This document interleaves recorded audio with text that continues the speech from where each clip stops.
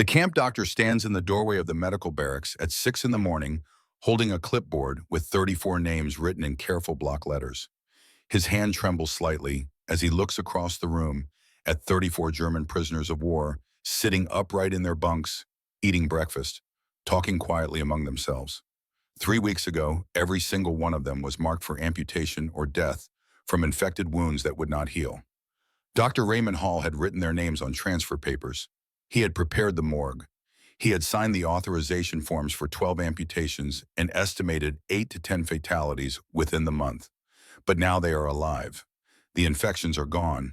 The wounds are healing. The only thing that changed was an 18-year-old prisoner who refused to follow orders and invented a bandage system the doctor had never seen in any medical textbook. Dr. Hall looks down at his clipboard, then back at the men. He closes his eyes for a moment, remembering another young man who wanted to be a medic, his son David. 19 years old when he died at Guadalcanal. The telegram came 14 months ago. Dr. Hall still keeps it in his desk drawer, though he never reads it anymore. He opens his eyes and steps into the barracks. This is not the beginning of the story. The beginning happened 10 weeks earlier in the middle of the Atlantic Ocean, during a storm that should have killed everyone aboard. 10 weeks earlier, the SS Liberty Star pitches 40 degrees to port, then rolls back to starboard with the kind of violence that makes even experienced sailors grip whatever surface they can find. In the medical hold below deck, William Hayes sits on the floor with his back pressed against a support beam, watching a red-haired American medic named Corporal James Dutch work on 3 German prisoners whose leg wounds are turning septic. Will is 18 years old but looks 15. 50 kilograms, soaking wet blonde hair matted with sweat and salt spray, gray-blue eyes that haven't slept properly in 8 days. He speaks enough English to translate between the German wounded and the American medical staff, which is why Corporal Dutch pulled him out of the main prisoner hold and put him to work down here. In his shirt pocket, Will carries a letter from his father. The paper is creased and soft from being folded and unfolded too many times. Heinrich Hayes, a German-English mathematics teacher in Heidelberg, wrote it in January 1943, just before the Wehrmacht conscripted his 17-year-old son. The letter says, "If the war takes you, remember this. Survival is not a sin. Do what is right even when no one is watching." Heinrich Hayes died in an Allied bombing raid in April 1943, protecting his students in a school basement that collapsed. Will received the news while sitting in an Algerian transit camp waiting to be shipped to America. He read the telegram 3 times, folded it carefully, and put it in the same pocket as his father's letter. He has not cried. There has been no time for crying. Now he sits in a rolling ship in the middle of a storm watching Corporal Dutch try to save 3 men who are running out of time. The medic is 36 years old with scarred hands from the First War and a permanent squint from too many years staring at wounds under poor lighting. He moves efficiently without wasted motion, the way men work when they have seen enough death to understand that hesitation costs lives. He checks the first prisoner's leg wound, then the second, then the third. All 3 have infections spreading up from shrapnel injuries sustained during the North African campaign. All 3 are running fevers above 39 degrees Celsius. All 3 have red streaks climbing toward their groins, which means the bacteria are heading for the bloodstream. Corporal Dutch swears under his breath. He checks his supplies, then he swears again louder. Will understands enough English to know what the problem is even before the medic says it out loud. They are out of sterile gauze. The supply cabinet tipped over 20 minutes ago when the ship rolled through a wave the size of a 3-story building. Medical supplies scattered across the floor, glass bottles shattered. Sterile bandages landed in 3 inches of seawater that is now sloshing back and forth across the hold. Corporal Dutch stands in the middle of the chaos, hands on his hips, staring at the soaked gauze like it personally offended him. Then he turns and starts digging through a storage locker. Will watches. This is the moment he will remember for the rest of his life. This is the moment that will save 32 men in a Texas prisoner of war camp 3 months from now. Corporal Dutch pulls out 6 white cotton undershirts, military issue, clean but not sterile. He takes a knife from his belt and starts cutting them into strips. Will stands up. "What are you doing?" The medic does not look up. "Watch and learn, kid." He fills a metal pot with seawater from the flooded floor, adds 3 handfuls of salt from a container that somehow stayed sealed. places the pot on a portable gas stove, and turns the flame to high. The water boils in 5 minutes. Corporal Dutch drops the cotton strips into the boiling salt water, lets them soak, uses wooden tongs to pull them out and wring them gently so they are damp but not dripping. Then he does something that Will finds strange. He does not wrap the bandages tight. Instead, he lays the damp cotton strips across the first prisoner's leg wound in loose layers. 3 strips, 4, 5, each one placed carefully so there are gaps between the layers so air can circulate but bacteria cannot enter. He covers the whole arrangement with a dry towel and ties it loosely enough that Will can see space between the bandage and the skin. "Why not tight?" Will asks. Corporal Dutch finally looks at him. His eyes are bloodshot from lack of sleep and salt spray, but they are steady. Tight bandages trap bacteria inside. The wound needs to drain. Moisture keeps the tissue alive. Salt pulls out the infection. Will does not fully understand the explanation. His English is not good enough for medical terminology, and his knowledge of biology extends only to what he learned in secondary school before the war interrupted his education. But he understands the steps: boiling salt water, cotton fabric, loose layers, no pressure. He watches Corporal Dutch repeat the process on the second prisoner, then the third. The medic works without speaking, his movements practiced and precise. 72 hours later, and all 3 German prisoners show improvement. Fevers drop. The red streaks stop advancing. The wounds begin to close. Corporal Dutch does not explain further. But Will sees the results. On the last night before the ship reaches New Jersey, the medic gives Will a pack of cigarettes and says, "You are a smart kid. If you survive this war, study medicine. You have got the eye for it." Will does not smoke, but he keeps the pack. It is the first time anyone has called him smart since his father died. He does not know it yet, but this conversation and everything he learned during the storm will determine whether 34 men live or die in the heat of a Texas summer. Camp Huntsville, Texas, July 1944. The temperature reaches 41 degrees Celsius by noon and stays there until sunset. The humidity hovers around 85%. There is no air conditioning. 2,100 German prisoners of war live and work in wooden barracks that bake like ovens under the relentless sun. In the medical barracks, 34 men are dying from infected wounds that will not heal. Dr. Raymond Hall makes his rounds twice a day, changing bandages, applying iodine, administering what little sulfa powder remains in the rapidly depleting supply. Nothing works. Every morning the infections look worse. Red streaks crawl up arms and legs. Fevers spike every night. The smell of rotting tissue fills the barracks even with all the windows open. The doctor is 52 years old. He served as a field surgeon in the First War and saw infection kill more men than bullets. He knows exactly what is happening in this barracks. He knows that in hot weather, bacteria multiply in open wounds within hours.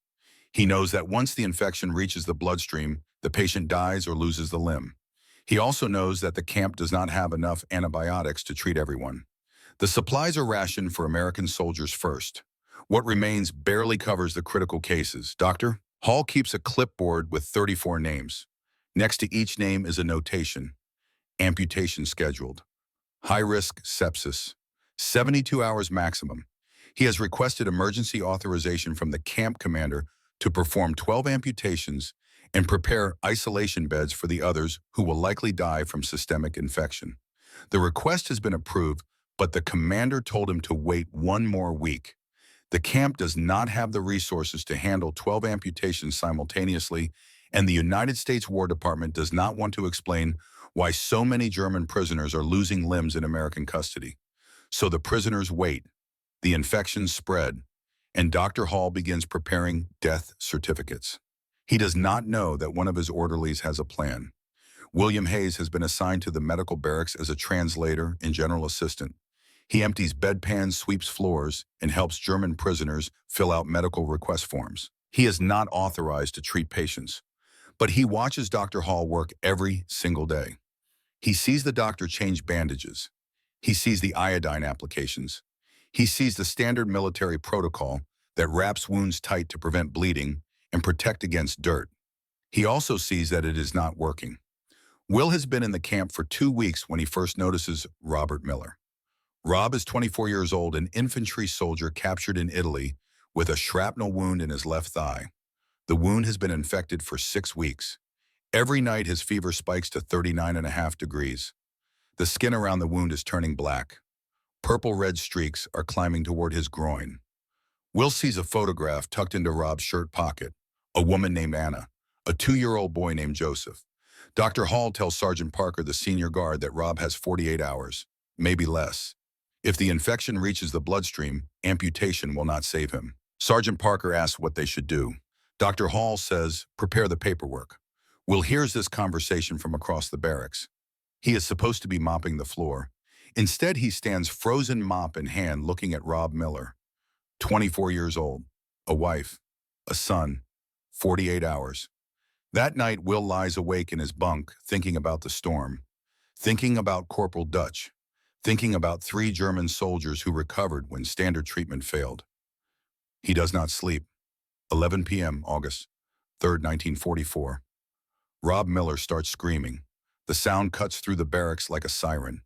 33 other patients wake up. Some cry out in confusion. Others lie silent, too weak to react. Will is washing floors near the entrance when he hears it. He drops his mop and runs to Rob's bunk. The fever has spiked to 40.3 degrees. Rob's pulse races at 140 beats per minute, far too fast, a clear sign of septic shock beginning. The bandage on his thigh is soaked through, but not with blood. The fabric is saturated with yellow-green pus that smells like rotting meat mixed with something sweet and nauseating. The skin around the wound has turned gray-black. Necrotic tissue, dead flesh. The red streaks have advanced 3 inches since the morning, reaching almost to Rob's hip. He thrashes in his bunk, eyes unfocused, calling for Anna and Joseph. He does not recognize Will. He does not recognize where he is. The night guard, Private Collins, calls the doctor's quarters. No one answers. Dr. Hall is asleep after working 18 hours straight. He turned off his phone. Private Collins looks at Will and says, sit with him. Keep him quiet until morning. Will says, sir, he needs a doctor now. The doctor needs sleep. Miller is going to die anyway. Private Collins walks back to his desk at the far end of the barracks and sits down. Within 10 minutes, he is dozing. Will pulls a chair next to Rob's bunk. He looks at the clock on the wall. 11:15. Dr. Hall will arrive at 6 in the morning. 7 hours. But Will knows Rob does not have 7 hours. He might not have 3. He sits there for 20 minutes watching Rob deteriorate. The fever climbs. The breathing becomes more labored. The moments of lucidity grow shorter and further apart. Will stands up. He walks to the supply closet and opens the door. His hands are shaking. If he gets caught doing what he is about to do, he will be sent to solitary confinement. Maybe worse. But he thinks about his father's letter. Do what is right even when no one is watching. He finds a clean cotton bed sheet. Not sterile, but clean. He takes it. From the kitchen storage area, he takes salt. From the corner of the barracks, he takes the small gas stove used to heat water for tea. Private Collins is 15 meters away, sleeping at his desk. Will moves quietly. He fills a metal pot with 2 liters of water, adds 4 handfuls of salt, approximately 100 grams, places the pot on the gas stove, and lights the flame. His hand shakes so badly he almost drops the matches. The water takes 8 minutes to reach a rolling boil. Will uses those 8 minutes to tear the bedsheet into 10 strips each, approximately 5 centimeters wide and 60 centimeters long. His hands are sweating. The fabric tears unevenly. One strip comes out crooked. He discards it and tears another. When the water boils, he drops the fabric strips in and lets them soak for 5 minutes using wooden chopsticks from the kitchen to push them under the surface. He pulls them out with the chopsticks and wrings them gently. Steam rises. The fabric is hot enough to burn, but he cannot wait for it to cool. He wraps the chopsticks around each strip and squeezes, leaving the cotton damp but not dripping. Then he carries the damp strips to Rob's bunk. This is the moment of no return. Once he touches that bandage, there is no pretending he was just sitting with a dying man. This is deliberate.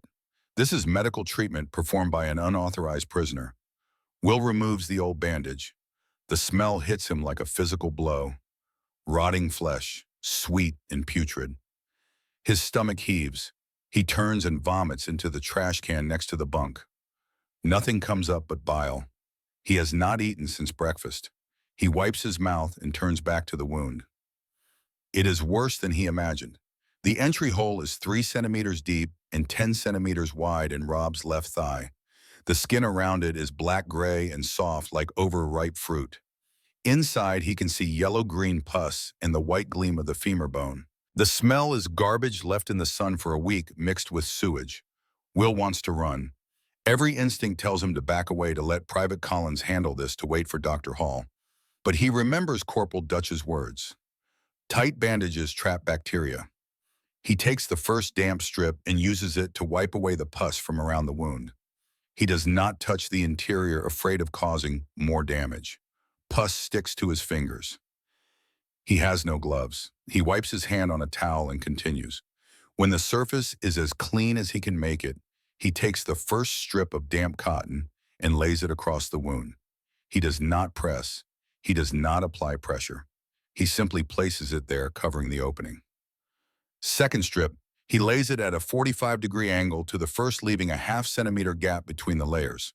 Third, fourth, fifth strip, he builds a lattice, a loose network of damp cotton that covers the wound completely but does not seal it. The fabric is wet enough to stay in place, but not so wet that it drips. He uses 7 strips total. When he is finished, the bandage looks like a thick, soft mound, about 3 centimeters high. He covers it with a dry towel, careful to keep the dry fabric from touching the wound directly.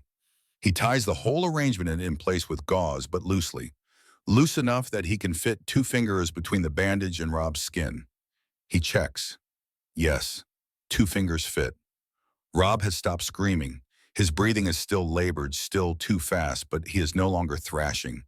He lies still, eyes closed, chest rising and falling in an uneven rhythm. Will sits down in the chair. His shirt is soaked with sweat. His hands will not stop shaking. He looks at the clock. 11:58. If Dr. Hall finds out what he did, he will be punished. If Rob dies anyway, he will be blamed. If the infection gets worse, he might be charged with negligence or worse. But if Rob lives, maybe it will be worth it. Will leans back in the chair and closes his eyes. Exhaustion hits him like a wave. He falls asleep sitting up still, wearing his shoes, still smelling like vomit and infected tissue. He does not hear the barracks door open at 6 in the morning. He does not hear Dr. Hall's footsteps approaching. He wakes when the doctor's hand touches his shoulder. Dr. Hall stands over him, looking at Rob's bunk, looking at the bandage. His face is unreadable. He touches Rob's forehead, checks his pulse, lifts the edge of the bandage to examine the wound underneath. The fever has dropped to 39.1 degrees. Still high, but down by more than 1 degree from the night before. The pulse is 110 beats per minute. Still elevated but stable. The wound is still infected, but the swelling has decreased noticeably. Pus has drained into the cotton strips instead of spreading deeper into the tissue. Dr. Hall looks at Will. Who changed this bandage? Will stands up. He is too tired to be afraid. I did, sir. You violated direct orders. You are not authorized to treat patients. Yes, sir. You could be sent to solitary confinement or court-martialed. I understand, sir. Dr. Hall is silent for 45 seconds. He looks at Rob, then at Will, then back at the bandage. He runs one hand through his gray hair. His eyes are red from too many sleepless nights and too many dead patients. When he speaks, his voice is quiet. Where did you learn this technique? Will tells him. The transport ship, the storm, Corporal Dutch, the 3 German soldiers who recovered when standard bandages failed. Dr. Hall listens without interrupting. When Will finishes, the doctor nods slowly. Then he says something Will does not expect. Do it again. 3 more patients. I will observe. If they improve, we expand treatment to everyone. Will stares at him. Sir, you heard me. Choose 3 critical cases. Start immediately. Dr. Hall turns and walks to his office. He does not look back. Will stands alone in the medical barracks, surrounded by 33 dying men, holding a technique he learned by watching someone else, wondering if he just saved a life or delayed an inevitable death. He does not know yet that he is about to save 31 more. He does not know that 72 hours from now, Dr. Hall will write a report to the Army Medical Corps describing a survival rate that should be impossible. He does not know that 52 years from now, a man named George Patterson will tell his daughter that an 18-year-old German prisoner gave him 56 years of life with a handful of salt and torn bedsheets. All Will knows is that Rob Miller is still breathing, and that is enough. For now, it is enough. Will chooses 3 men.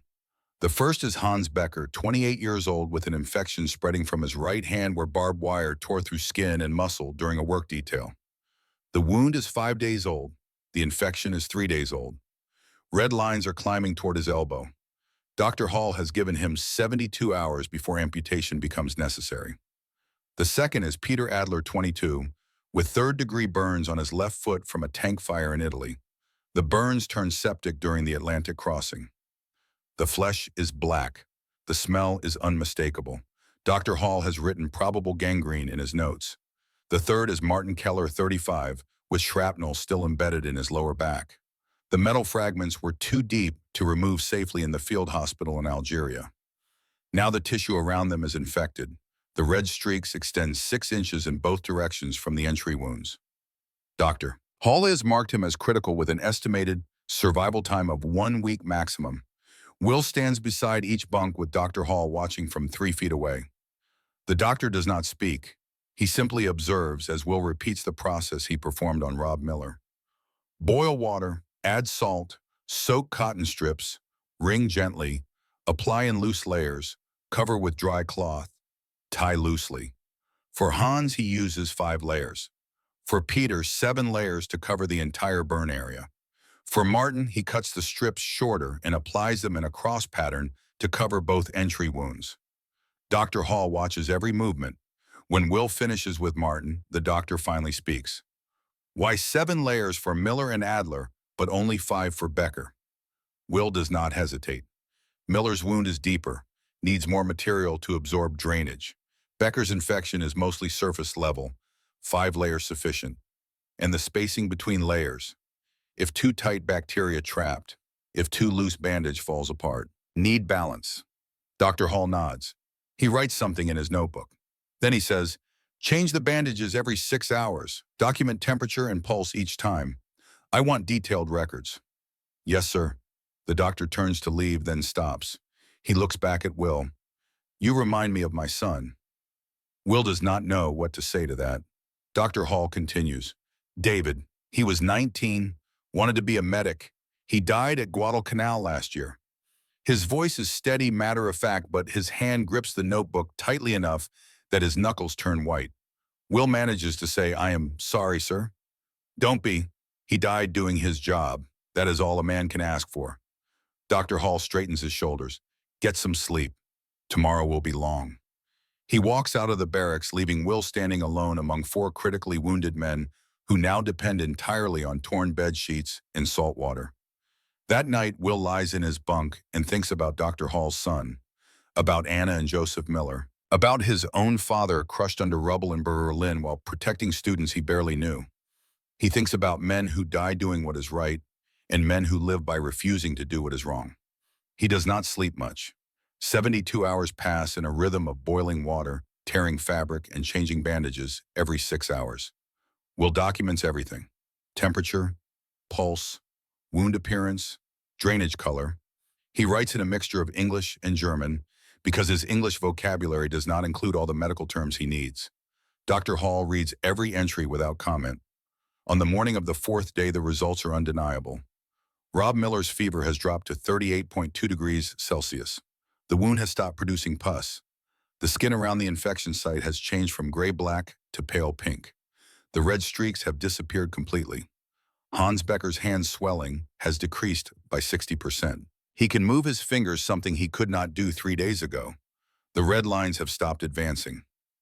Peter Adler's burn still looks terrible, black and charred, but the smell of rot is gone. The skin temperature around the burn has decreased, a sign that the infection is under control. Martin Keller's fever has dropped from 39.8 to 38.5 degrees. The infection lines radiating from his shrapnel wounds have not advanced. They have not retreated either, but they have stopped spreading, which is more than Dr. Hall expected. 4 patients, 4 improvements, no deterioration. Dr. Hall writes a report to Camp Commander Colonel Bradley requesting authorization to expand the experimental treatment to all 34 critical cases. He attaches Will's documentation and his own observations. The authorization comes back approved within 6 hours. 3 weeks later, in early September, an inspection team from the Army Medical Corps arrives unannounced at Camp Huntsville. 3 officers step out of a military transport vehicle at 8 in the morning. Major Thomas Grayson, 42 years old, trained at Johns Hopkins with a reputation for dismissing anything that lacks rigorous scientific foundation. Captain Linda Morrison, 36, an Army nurse with field experience in North Africa. Lieutenant Colonel Harold Chen, 50, a sanitation and infection control specialist. They spend 3 days in the medical barracks. They review Dr. Hall's records. They examine recovered patients. They watch Will work. On the second day, Major Grayson stands beside Will's workstation during the afternoon bandage rotation. He wears surgical gloves and takes notes on a small pad. Will changes the dressing on Peter Adler's burn wound now, 3 weeks into treatment. The flesh is still discolored, but healing. No smell of infection, no fever. The Major watches Will apply 7 layers of damp cotton strips, each positioned with careful spacing. When Will finishes, Major Grayson asks through a German-speaking lieutenant who serves as translator, "Why do you not tie it tight?" Will does not look up from his work. Tight bandages trap bacteria inside. Loose layers let wound drain. "Where did you learn this technique?" "Medic on ship. During storm. No supplies left." He improvised. Major Grayson writes in his notebook. That evening, he tells Dr. Hall, this prisoner discovered osmotic drainage principles through pure observation. No formal training, no medical education, just watched and remembered.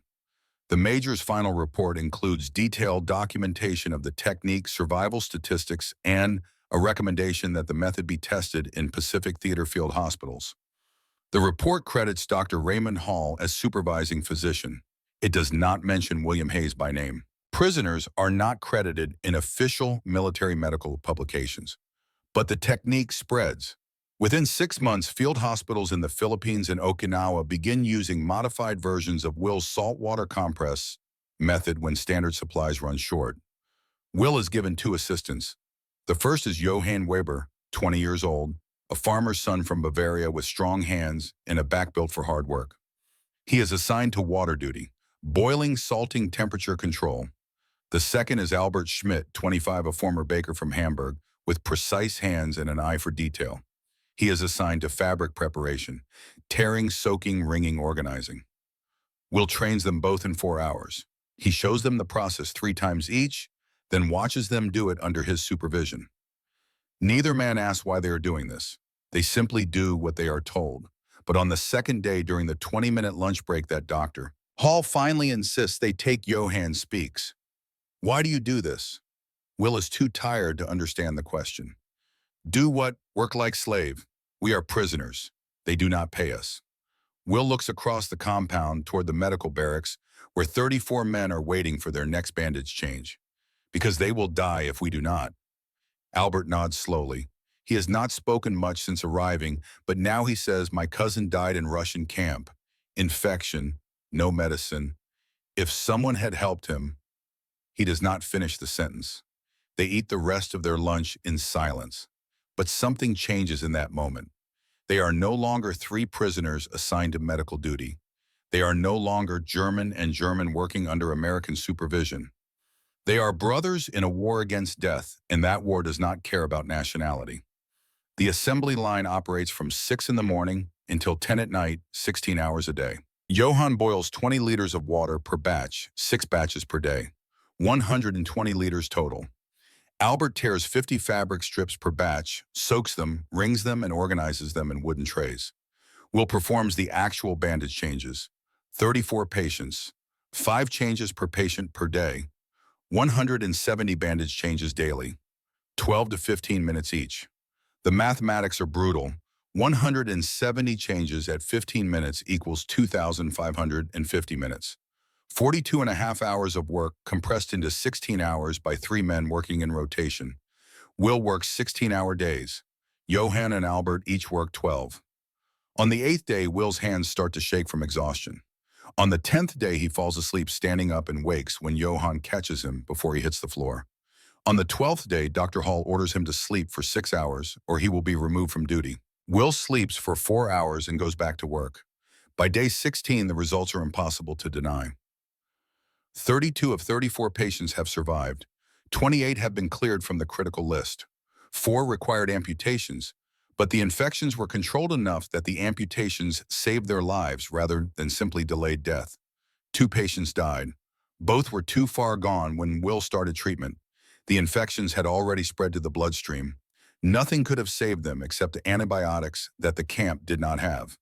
A 94% survival rate in patients who had been given less than a 30% chance of living. Dr. Hall writes his comprehensive report to the Army Medical Corps. He titles the technique, Moist Saline Compress, Bandaging with Osmotic Drainage. He credits the development to observation of emergency field procedures combined with systematic application under controlled conditions. He does not mention Will's name. Prisoners are not credited in official medical publications. But in the privacy of his office late at night, when no one is watching, Dr. Hall adds a handwritten note to his personal journal. William Hayes, age 18, POW, saved 32 lives using salt water in bed sheets. Natural medic. If he were an American, I would send him to medical school immediately. The note will be discovered 40 years later by a historian researching prisoner of war medical care. Success brings its own problems. Will needs 200 fabric strips per day to maintain the treatment schedule for 34 patients. The camp supply system provides 50 strips per day, carefully rationed from the limited stock of medical gauze and cotton fabric. Dr. Hall submits a request to Regional Command for additional medical supplies. The request is denied within 48 hours. The response is a single-line memo, all medical supplies redirected to European front. POW camps must utilize existing stock. No exceptions. Colonel Bradley calls Dr. Hall to his office and asks the question that both of them already know the answer to. Can you continue with current supply levels? No, sir. We will run out in 1 week. Then the infection rate climbs back to 12%. Find another way. Dr. Hall tells Will the problem. Will thinks for approximately 30 seconds, then says, I need to talk to Eddie Cooper. Edward Cooper is 34 years old, a former master sergeant in the Wehrmacht captured in Italy with a shattered knee that healed badly and left him with a permanent limp. He is the senior German prisoner in the camp, the man other prisoners go to when they need something done that falls outside official channels. He is also the older brother of Thomas Cooper, who is currently in the medical barracks with an infected hand injury from being caught in a truck door.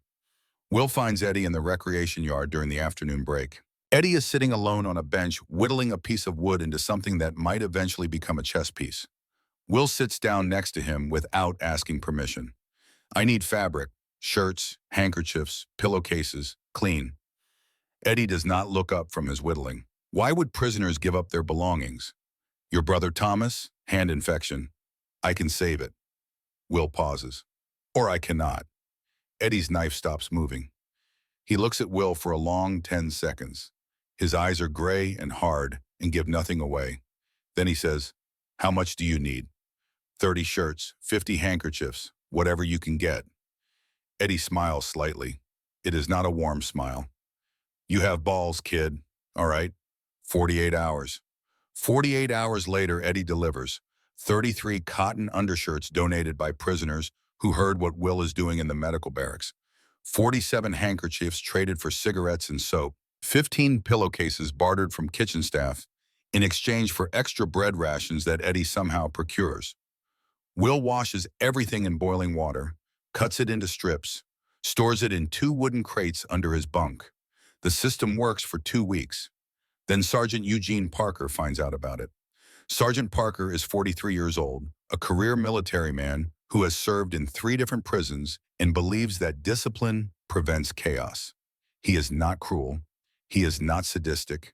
He simply believes that rules exist for reasons and that exceptions destroy order. When he receives a report that prisoners are moving items between barracks outside of authorized supply channels, he assumes contraband. Cigarettes, maybe homemade alcohol, possibly weapons. He conducts a raid at 3 in the afternoon when most prisoners are at work assignments. He brings 4 guards.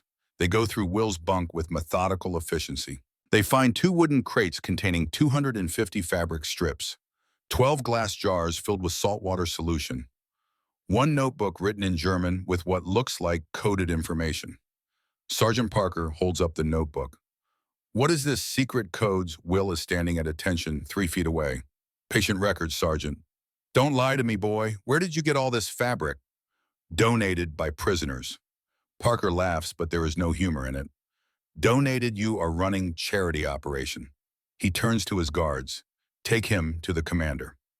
Colonel James Bradley is 52 years old with 25 years of military service. He has commanded 3 different installations and has a reputation for fairness, combined with an absolute intolerance for anything that might embarrass the United States Army. He sits behind his desk and listens to Sergeant Parker's report. Unauthorized materials. Violation of Camp Regulation 47B, which prohibits prisoners from organizing economic activities. Recommendation for 30 days solitary confinement, plus permanent revocation of medical privileges. Colonel Bradley looks at Will. Do you have anything to say? Will stands, straight hands at his sides. Sir, I am saving lives with donated materials, not contraband. Parker interrupts. He is manipulating prisoners, sir, creating an underground economy. The colonel holds up one hand for silence. Dr. Hall, you are his supervisor. Explain this situation. Dr. Hall opens a folder he brought with him and places it on the colonel's desk.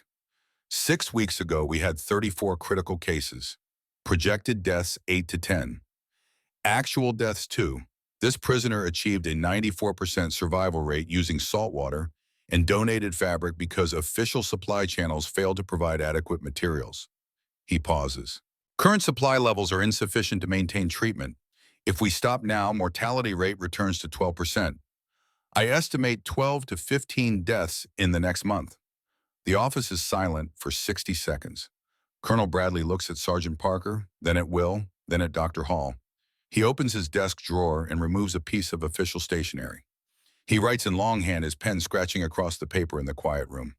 Authorization prisoner William Hayes permitted to collect and utilize donated fabric for medical purposes under direct supervision of Dr. Raymond Hall, Camp Medical Officer. Effective immediately. He signs it, stamps it with the official camp seal, hands it to Dr. Hall. Then he looks at Sergeant Parker. What regulation covers medical necessity? Parker hesitates. Regulation 12A allows medical staff to requisition materials in emergency situations, sir. Is this an emergency, doctor? Yes, sir. Colonel Bradley nods. Sergeant, file this authorization. If regional command inquires, inform them this is a medical emergency requisition under Regulation 12A. Sergeant Parker's face turns red, but he salutes. Yes, sir. The colonel looks at Will. His expression is unreadable. You just put my career at risk, son. Do not make me regret this decision. No, sir. Thank you, sir.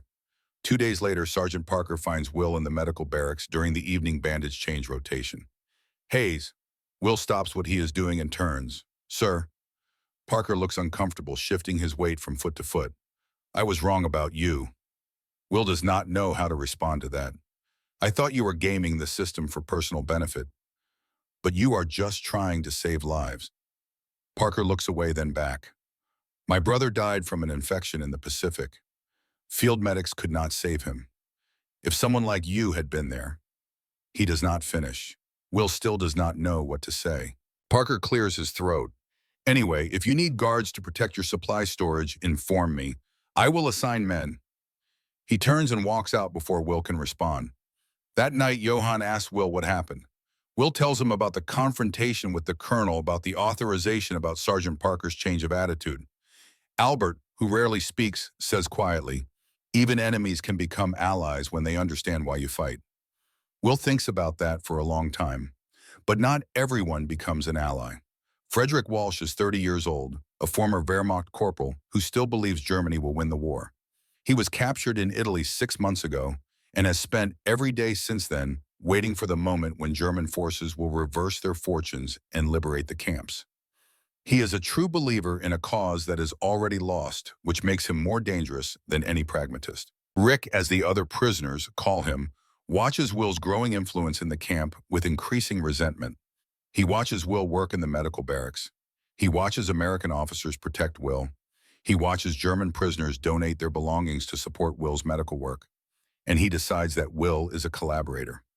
Rick begins talking to other prisoners, quietly at first, then more openly.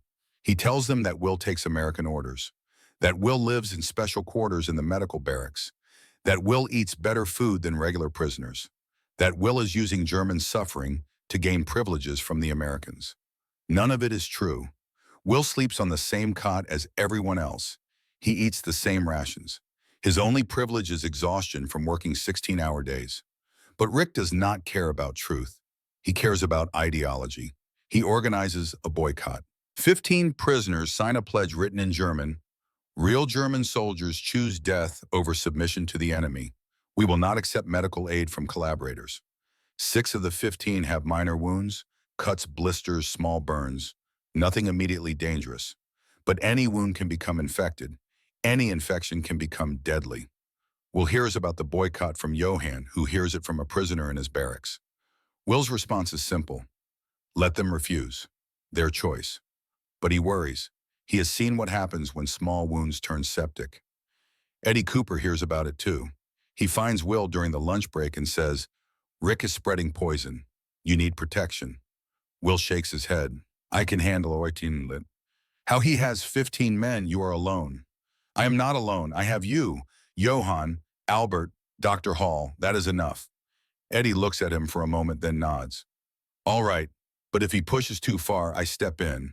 10 days after the boycott begins, one of Rick's followers, a man named Ernst Muller, cuts his hand during a work detail. It is a simple cut, maybe 3 centimeters long, not particularly deep. Ernst refuses treatment from Will. He signed the pledge. He will honor it. 7 days later, the cut is infected. Red lines climb toward his elbow. His temperature reaches 38.5 degrees. Dr. Hall examines him and says, You need treatment now. Ernst shakes his head. I signed pledge. No help from Hayes. Rick stands nearby, arms crossed. Good man. Loyalty matters more than comfort. Dr. Hall's voice is sharp. He will lose his hand. Rick meets his eyes without flinching. Better to lose a hand than honor. Will, who has been standing silently at the far end of the barracks, walks over. He has been awake for 14 hours. He is tired. He is frustrated. And for the first time since arriving in this camp, he is genuinely angry. He stops 3 feet from Rick and says, You told Ernst to refuse treatment. Rick does not look at him. I told him the truth. Collaborators cannot be trusted. Truth, Ernst will lose his hand because of your pride. Pride, Rick's voice rises. It is honor, something you clearly do not understand. Will steps closer. I understand perfectly. My father taught me that doing the right thing matters more than looking strong. Rick stands up. He is 8 centimeters taller than Will and probably 15 kilograms heavier. Your father was weak then. The barracks goes silent. Every patient who is conscious enough to pay attention is watching. Will's hands clench into fists. Every muscle in his body wants to hit Rick, wants to knock him down, wants to make him hurt. But he does not. Instead, he says quietly, My father died in Berlin protecting his students during a bombing raid. He could have run. He stayed. That is not weakness. That is courage. Rick laughs. It is an ugly sound. And where did his courage get him dead and buried? Better dead with honor than alive as a coward. Eddie Cooper stands up from where he has been sitting on a nearby bunk. His voice cuts through the tension like a knife. Rick, sit down. Stay out of this, Cooper. Cannot do that. You are killing one of our own with your ideology nonsense. 5 prisoners stand up and move to stand near Eddie. Then 8 more. Then 12. Rick looks around at the men surrounding him. He is outnumbered and he knows it. He sits down without another word. Will turns and walks back to his work area. His hands are shaking, but he knows he won this fight without throwing a punch. Ernst Muller comes to the medical barracks that night. Will treats his hand.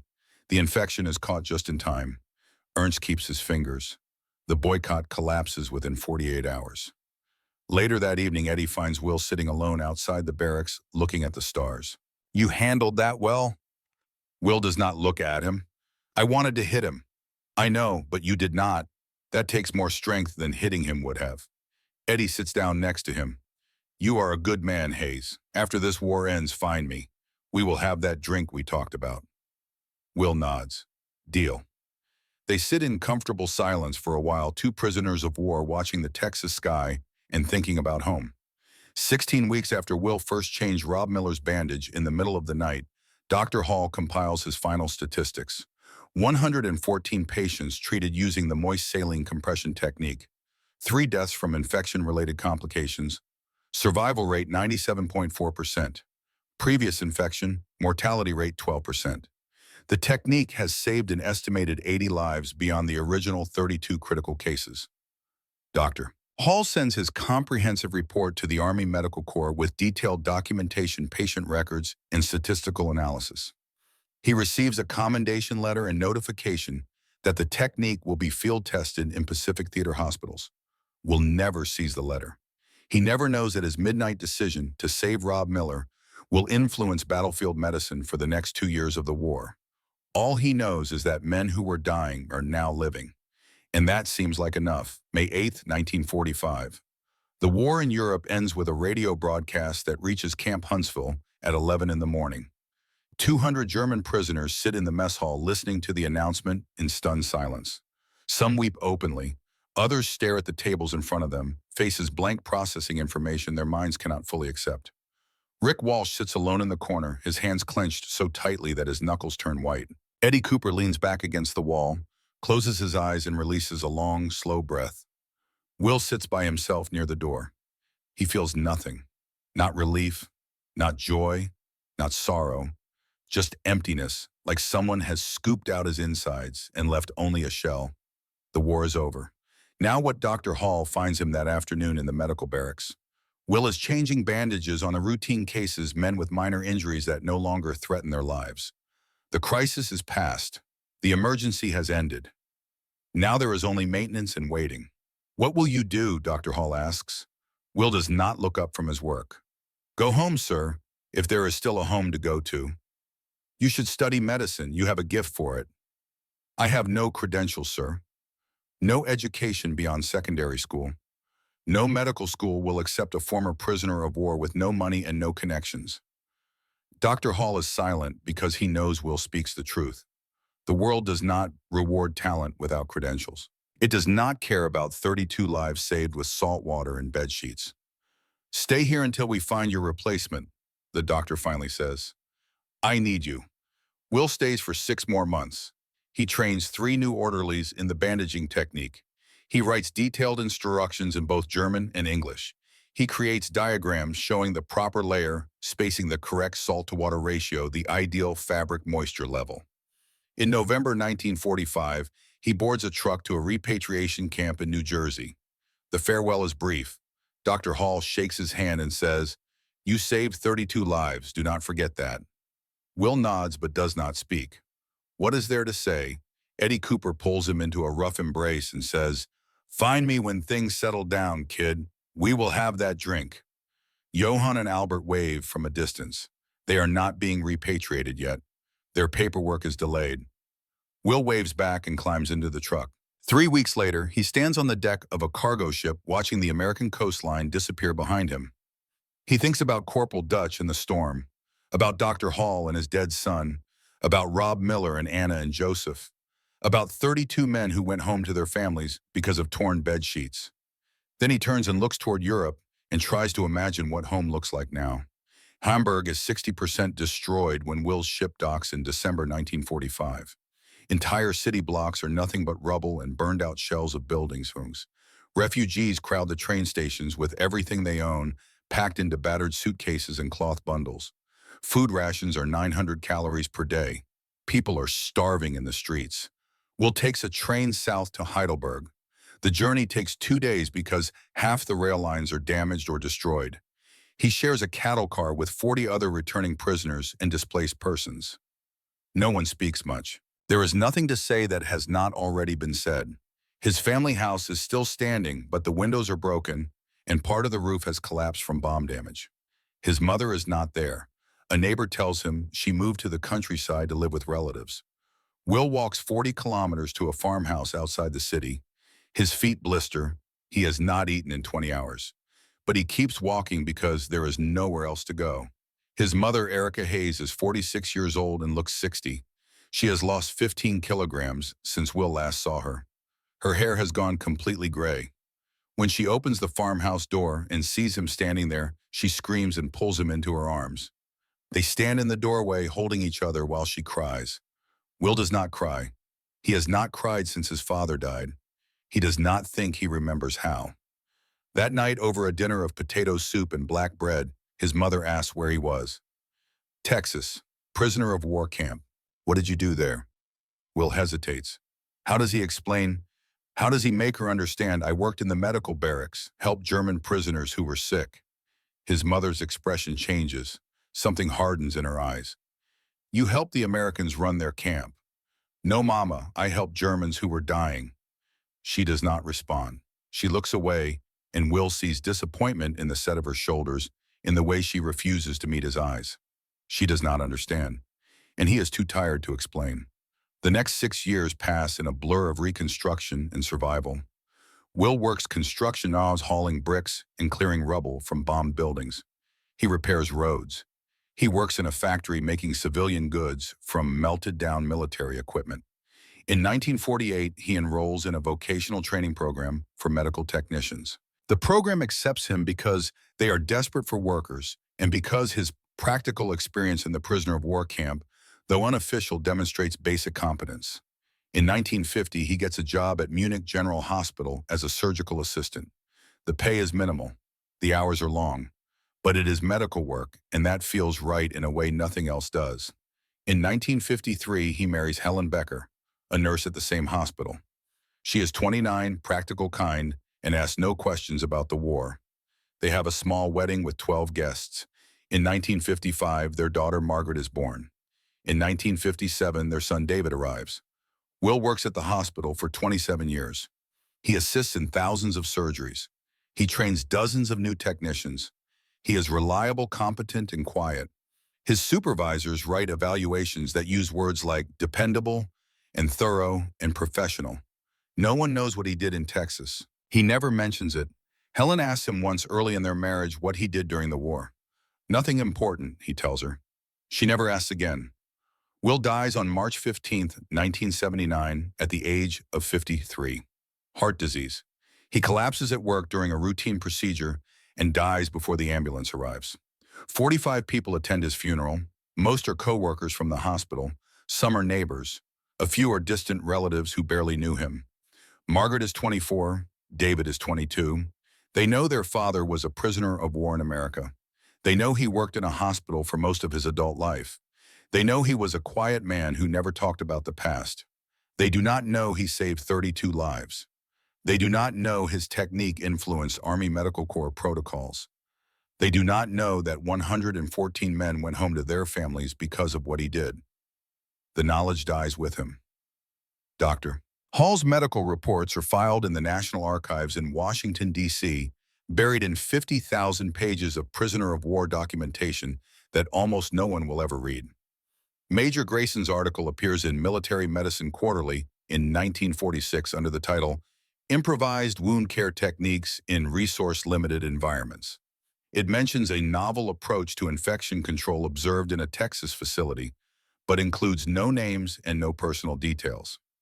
Medical research in the 1950s and 60s confirms that moist wound healing produces better outcomes than dry bandaging for most types of injuries. By 1970, it becomes standard practice in hospitals worldwide. Will's contribution is forgotten. Until 1983, when a graduate student named Patricia Morgan begins researching prisoner of war medical care for her doctoral dissertation at the University of Maryland. Dr. Morgan spends 3 years reading through archived documents looking for patterns and unusual cases. Most of what she finds is routine, standard procedures, expected outcomes. Nothing remarkable. Then she comes across a file from Camp Huntsville, Texas. One paragraph catches her attention. Survival rate of 97.4% achieved using improvised saline bandaging technique developed by 18-year-old German prisoner of war. Standard protocol survival rate, 88%. Dr. Morgan reads the paragraph 4 times. Then she starts digging deeper. She finds Dr. Hall's detailed reports. She finds Major Grayson's inspection notes. She finds authorization forms signed by Colonel Bradley. She finds supply requisition records showing unusual amounts of cotton fabric being used in the medical barracks during the summer and fall of 1944. But she cannot find the name of the 18-year-old prisoner. She spends 4 more years tracking down information. She searches immigration records, repatriation documents, and German civil registration files. She finds references to POW medical orderly and German assistant, but no identification. Finally, in 1987, she locates a partial roster of Camp Huntsville prisoners assigned to medical duty during 1944. 3 names are listed. 2 are marked deceased with death dates in the 1960s. The 3rd name is Wilhelm Haynes, later anglicized to William Hayes. Born 1926 in Heidelberg, Germany, captured 1943 in Tunisia, repatriated 1945, last known residence Munich, deceased 1979. Dr. Morgan travels to Germany. She interviews hospital staff who worked with Will. They remember him as competent and quiet, nothing more. She searches for family. Will's wife Helen died in 1981. His children have moved away from Munich. Then she finds Eddie Cooper. Edward Cooper is 77 years old, living in Stuttgart with his daughter's family. He spent 30 years working as a factory supervisor after the war. He has severe arthritis in his knees and walks with a cane. When Dr. Morgan explains why she is there, Eddie's face transforms. He sits forward in his chair, suddenly animated. Will Hayes, yeah, I remember. The kid who saved my brother's hand. Saved all of us. Dr. Morgan records the interview. Eddie talks for 2 hours. He describes the medical barracks, the assembly line, the confrontation with Rick Walsh, the authorization from Colonel Bradley. He talks about a young man who worked 16-hour days to keep other prisoners alive. Did he receive any recognition for what he did? Dr. Morgan asks. Eddie laughs bitterly. Recognition. Some called him a collaborator. After the war, I tried to find him. Wrote letters, made inquiries. Nothing. I thought maybe he died during repatriation. He pauses. You are telling me he lived until 79, and I never knew. He died in March 1979. Heart attack at work. Eddie is quiet for a long moment. Then he says, he deserved better than that. Dr. Morgan publishes her findings in 1992 in a historical journal. The article is titled, Anonymous Heroes Uncredited Medical Innovation in WWII POW Camps. 12 people read it, but one of those 12 is a German television documentary filmmaker named Klaus Richter. In 1996, Richter produces a documentary for ZDF German television called Vergessene Helden Deutsche Kriegsgefangene in America, Forgotten Heroes, German Prisoners of War in America. The documentary includes interviews with 8 surviving prisoners who passed through American camps. 3 of them were at Camp Huntsville. 2 of them remember William Hayes. George Patterson is 73 years old, living in Bremen. He sits in front of the camera and rolls up his pant leg to show a scar on his left calf. This wound was infected in 1944. Doctor said I would lose my leg in 3 days, maybe die from sepsis. Then a young prisoner, maybe 18 years old, changed my bandage one night. Used salt water and cloth. I thought he was crazy. George touches the scar. 1 week later, infection was gone. I have had this leg for 52 more years because of that kid. His name was Will Hayes.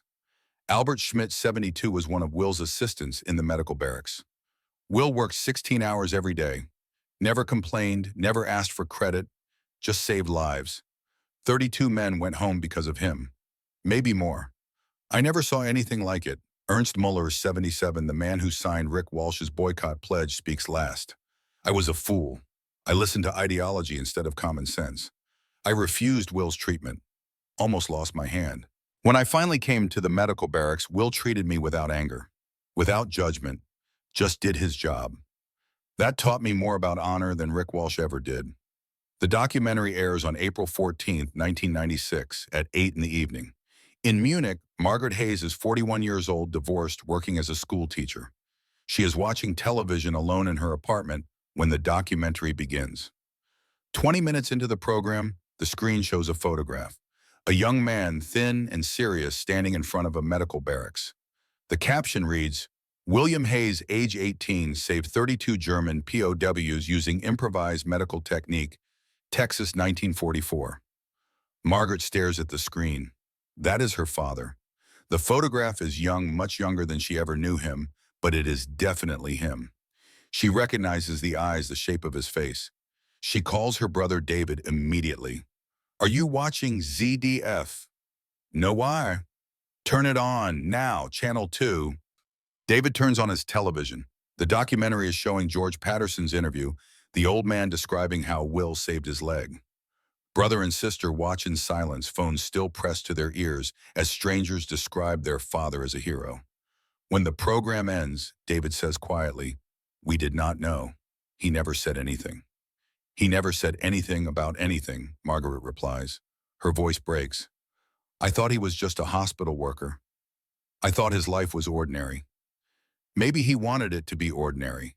Maybe he did not want to be remembered as the kid who broke the rules. Margaret is crying now. "We should have known. Someone should have told us." "He could have told us himself. He chose not to." They talk for another hour trying to make sense of a father who saved 32 lives and never mentioned it once in 34 years. The next day, Margaret contacts ZDF and requests a copy of the documentary. She watches it 6 more times. She makes notes. She tries to reconcile the young man in the footage with the quiet father who raised her. She cannot do it. They seem like two different people. In 2002, 5 years after Margaret watches the documentary, she receives a letter. It arrives in a plain envelope with a Bremen postmark. The handwriting is careful and elderly. She opens it and reads, "Dear Ms. Hayes, my name is Sarah Patterson. You do not know me, but my father knew your father. My father was George Patterson. He passed away last month at the age of 78. Before he died, he asked me to find you. He wanted you to know something. Your father gave him 56 years of life. My father watched me grow up. He held my children, his grandchildren. He walked me down the aisle at my wedding. He taught my son to ride a bicycle. He lived a full and happy life. All of this happened because your father broke the rules one night in a Texas prison camp in 1944. My father said to tell you Will Hayes was the bravest man he ever knew. Not because he fought in battles, because he cared when he did not have to, because he did what was right when it would have been easier to do nothing. We never forgot him. Even though he never knew us, we carried him with us every day." Enclosed, you will find 2 photographs. One is my father in 1945, just after his treatment. The other is our family in 2001. 3 generations. We exist because of your father. Thank you for sharing him with us, even though you did not know you were sharing him. With deepest gratitude, Sarah Patterson. Margaret reads the letter 3 times before she can see clearly enough to look at the photographs. The first shows a young man, thin and smiling, standing outside a military barracks. The scar on his leg is visible below his shorts. The second shows an extended family. 15 people across 3 generations. A handwritten note on the back says, "The Patterson Family Christmas, 2001. 3 children, 8 grandchildren, 2 great-grandchildren. All here because of William Hayes."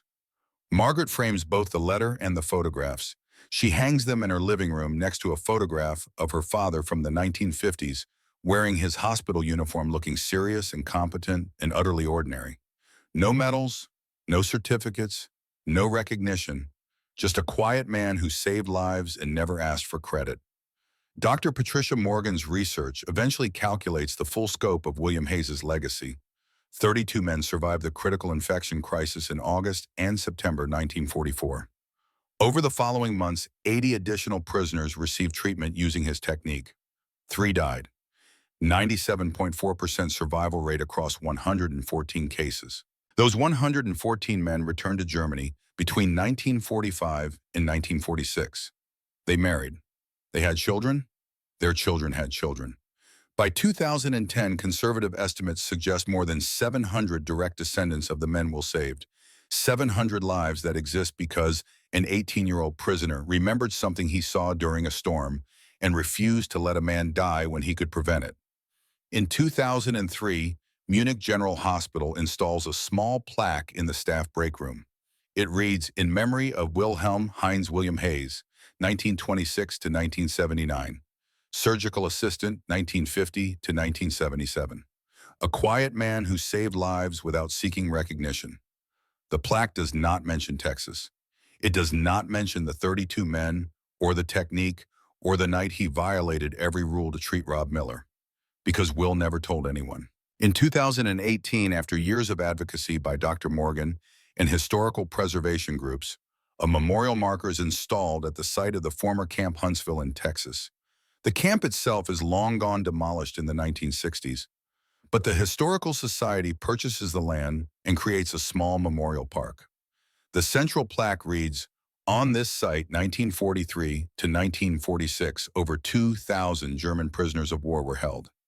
In 1944, an 18-year-old prisoner named William Hayes developed an improvised medical technique using salt water and cotton fabric that saved 32 lives and influenced the development of modern wound care protocols. He received no recognition during his lifetime. This memorial honors his courage, his compassion, and the quiet heroism of doing what is right when no one is watching." Below the main plaque are 32 smaller markers, each bearing the name of a man Will saved. Robert Miller, Hans Becker, Peter Adler, Martin Keller, George Patterson, Ernst Muller, 26 others whose names were preserved in Dr. Hall's meticulous records. On the dedication day, Margaret Hayes is there. She is 63 years old. She brings her own children and grandchildren. She stands in front of her father's memorial and thinks about the quiet man who raised her, the man who went to work every day without complaint, the man who never talked about the war, the man who died believing his life had been ordinary. Her grandson, 10 years old, asks, "Why did he not tell anyone what he did?" Margaret thinks about that question for a long time before answering. Because he did not do it to be remembered.